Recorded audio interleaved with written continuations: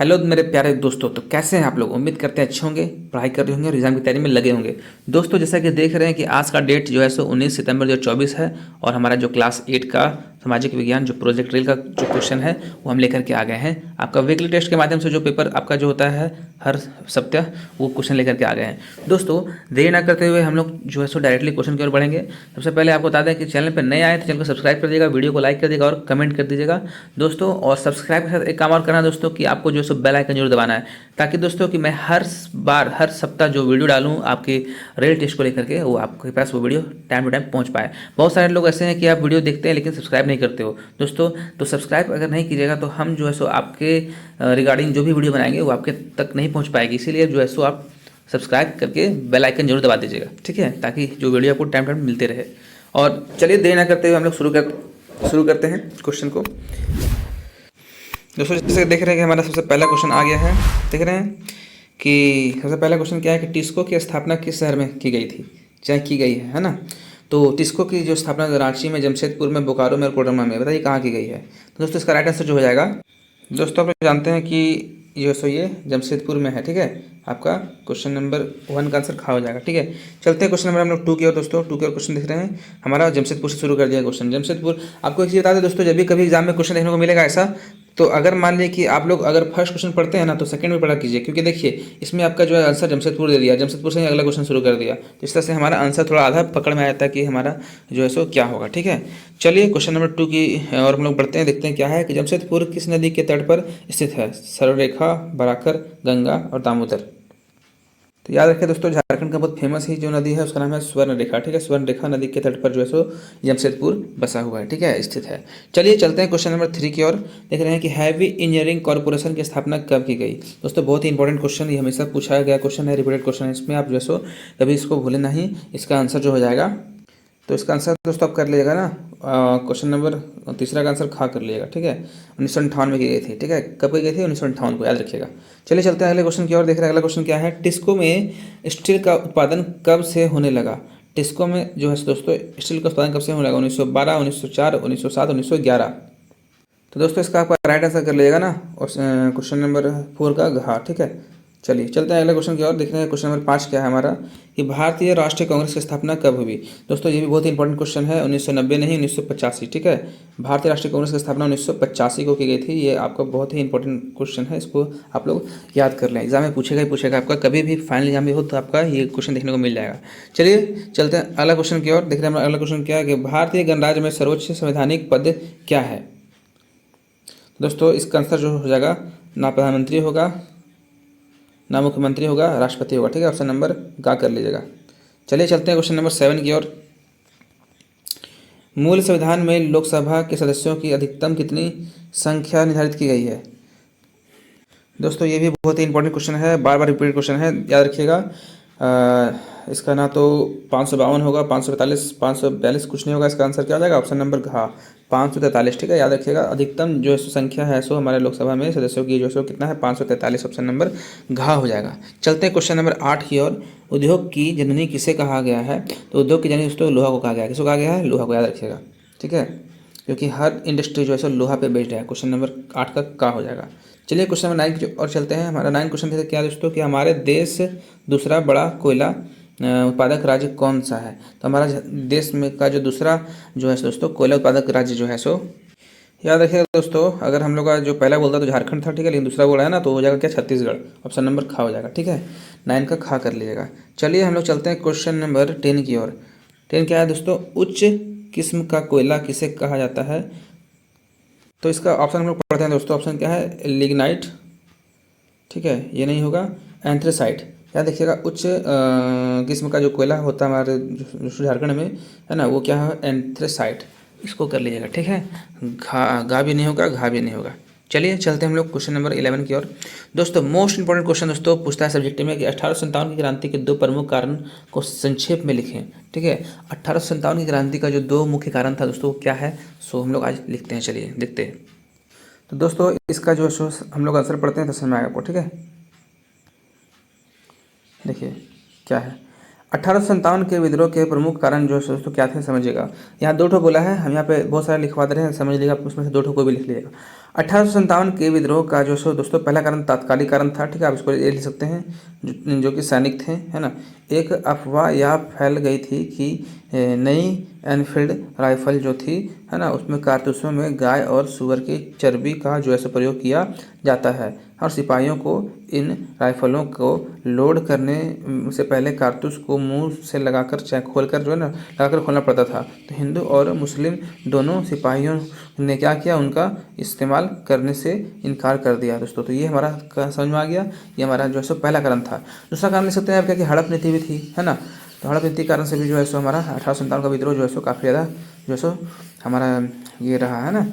चलिए आप लोग इसको कर लीजिएगा। चलिए हम चलते हैं अगले क्वेश्चन की ओर। दोस्तों हमारा अगला क्वेश्चन देखने क्या है कि औद्योगिक क्रांति भारतीय कुटीर उद्योग में किस प्रकार भारतीय कुटीर उद्योग को किस प्रकार प्रभावित किया, ठीक है। इसका हम लोग आंसर करते हैं, आइए दोस्तों। इसका आंसर हम लोग समझिएगा क्या है। औद्योगिक क्रांति जब भारत में आई ना दोस्तों, तो उसके कारण उससे क्या होगा समझिएगा।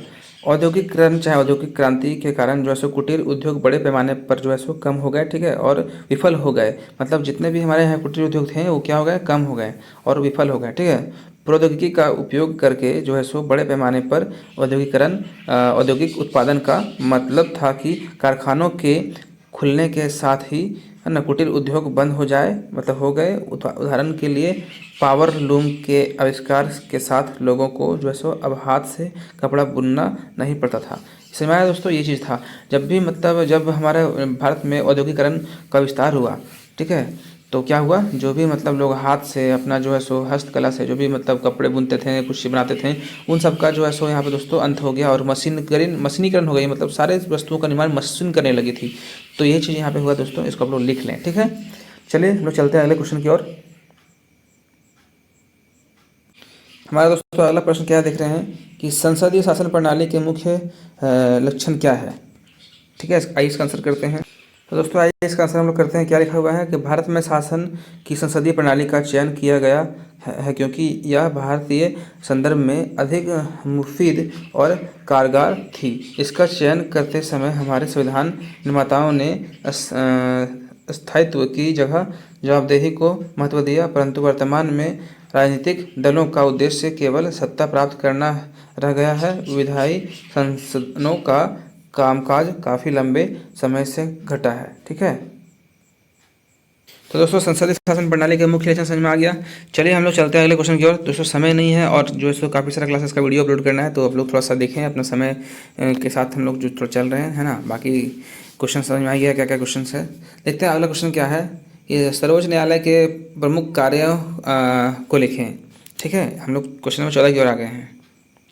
तो देखिए दोस्तों सर्वोच्च न्यायालय के कार्य क्या क्या है समझिएगा कि अन्य सहायक अदालतों यानी उच्च न्यायालयों की अपील के खिलाफ जो है सुप्रीम कोर्ट अंतिम फैसला लेती है। यानी कि सर्वोच्च न्यायालय को सुप्रीम कोर्ट बोलते हैं इंग्लिश में, ठीक है। ये क्या करती है, जितने भी कोर्ट्स हैं उनके अगर जवाबदेही से या चाहे उनके फैसले से कोई संतुष्ट नहीं है तो सुप्रीम कोर्ट क्या करेगा, अपना फैसला सुनाएगा। यह एक संस्था के रूप में कार्य करता है जहाँ विभिन्न सरकारी निकायों, केंद्र सरकार और राज्य सरकार के मामलों का समाधान किया जाता है, ठीक है। याद रखिएगा ये जो है सो केंद्र सरकार और राज्य सरकार के संबंधित सारे मामलों को ये सुनती है, समाधान करती है, ठीक है। अगला पॉइंट देखिए क्या है। संविधान के अनुच्छेद 141 के अनुसार सुप्रीम कोर्ट द्वारा पारित कानून भारतीय क्षेत्र के सभी न्यायालयों पर लागू होते हैं। यानी कि धारा दोस्तों अनुच्छेद 141 के अनुसार अगर सुप्रीम कोर्ट जो नियम कानून बना दिया, उस नियम कानून को पूरे भारत के अन्य अदालतों में भी उसको माना जाएगा, ठीक है। ये कहा गया इसमें। अगला पॉइंट ये क्या है, कुछ मामलों में सर्वोच्च न्यायालय स्वयं भी कार्य करता है और क्या है, सर्वप्रेरणा से आदेश पारित कर सकता है ना। इसे लिखा हुआ है, यानी कि खुद भी कार्य करता है और ये है सो अपना आदेश भी पारित कर सकता है। ये है सो सर्वोच्च न्यायालय के दोस्तों मुख्य कार्य हैं, तो इसको आप लिख लें, ठीक है। चलिए हम लोग चलते हैं अगले क्वेश्चन की ओर। दोस्तों हमारे क्वेश्चन नंबर 15 आ गए हैं। देख रहे हैं काफ़ी जल्दी हम लोग आगे हैं। थोड़ा सा वीडियो को हम थोड़ा स्पीड बना रहे हैं क्योंकि दोस्तों समय नहीं है ना। तो चलिए देखते हैं क्वेश्चन नंबर 15 क्या है। परंपरागत और गैर परंपरागत ऊर्जा में क्या अंतर है, ठीक है, सावधान स्पष्ट करें। चलिए हम लोग इसका आंसर देखते हैं। यहाँ पे आपका परंपरागत ऊर्जा स्रोत है और गैर परंपरागत है। तो जिन स्रोतों का उपयोग मनुष्य अपनी ऊर्जा की आवश्यकता की पूर्ति के लिए लंबे समय से करता चला आ रहा है, वो क्या हो गया, परंपरागत ऊर्जा का स्रोत, ठीक है। अब इसमें पढ़ते हैं हम लोग, ये क्या है इसमें कि जिन स्रोतों का उपयोग मनुष्य अपनी ऊर्जा की आवश्यकताओं की पूर्ति के लिए परंपरागत ऊर्जा स्रोत के विकल्प के रूप में करने लगा है, हो गया गैर परंपरागत ऊर्जा स्रोत। ठीक है, थोड़ा सा अगला पॉइंट देखते हैं क्या है। इसमें क्या लिखा हुआ है, इन स्रोतों का भंडार सीमित है तथा ये अनवीकरण ऊर्जा है। ठीक है, इसको हम लोग नवीकरण नहीं कर सकते हैं और सीमित है उसका भंडार। ठीक है, अब इसको पढ़ते हैं। इन स्रोतों का भंडार सीमित नहीं है और ये नवीकरण ऊर्जा के स्रोत है, इसको हमेशा हम लोग नवीकरण कर सकते हैं। ठीक है, समझ में आ गया। चलते हैं, अगला पॉइंट क्या देख रहे हैं कि इन ऊर्जा स्रोतों के उपयोग से प्रदूषण होता है, यानी कि जो आपका परंपरागत ऊर्जा स्रोत है उससे क्या होता है, उससे हमारा होता है प्रदूषण, और इन ऊर्जा स्रोतों के उपयोग से प्रदूषण नहीं फैलता है। ठीक है, अब देखिए इसमें एग्जाम्पल क्या दे रहा है, जैसे कोयला हो गया, पेट्रोलियम हो गया, प्राकृतिक गैस हो गया आदि परंपरागत ऊर्जा के स्रोत है जो कि हमारा प्रदूषण करता है। ठीक है, और ये देखिए सौर ऊर्जा, पवन ऊर्जा, ज्वारीय ऊर्जा, ठीक है, गैर परंपरागत ऊर्जा के स्रोत है जो कि ये कभी प्रदूषण नहीं करेगा। ठीक है, तो इस तरह से दोस्तों हम लोगों ने क्या किया, परंपरागत और गैर परंपरागत ऊर्जा के स्रोतों का अंदर देख लिया। ठीक है, चलिए देखते हैं हम लोग अगले क्या है। दोस्तों आगे क्वेश्चन नहीं है, करीब हमारा 15 क्वेश्चन था और 15 का 15 क्वेश्चन हमने जो है सो 10 मिनट के अंदर ही सारा क्वेश्चन कर दिया। ठीक है, तो चलिए उम्मीद करते हैं समझ में आएगा आपको सारा क्वेश्चन, और समझ में नहीं आएगा तो कमेंट कीजिएगा। और दोस्तों हम एक बार फिर से आपसे रिक्वेस्ट करेंगे कि वीडियो को लाइक कर दीजिएगा, कमेंट कर दीजिएगा और शेयर जरूर करिएगा अपने दोस्तों में, और वीडियो में अपना कमेंट जरूर छोड़िएगा दोस्तों, ताकि मुझे पता चले कि आप लोग जो है सो मेरे चैनल पर बने हुए हैं और लगातार हम देख पा रहे हैं आप चैनल को। ठीक है, चलिए हम लोग मिलते हैं अगले वीडियो में, तो थैंक यू।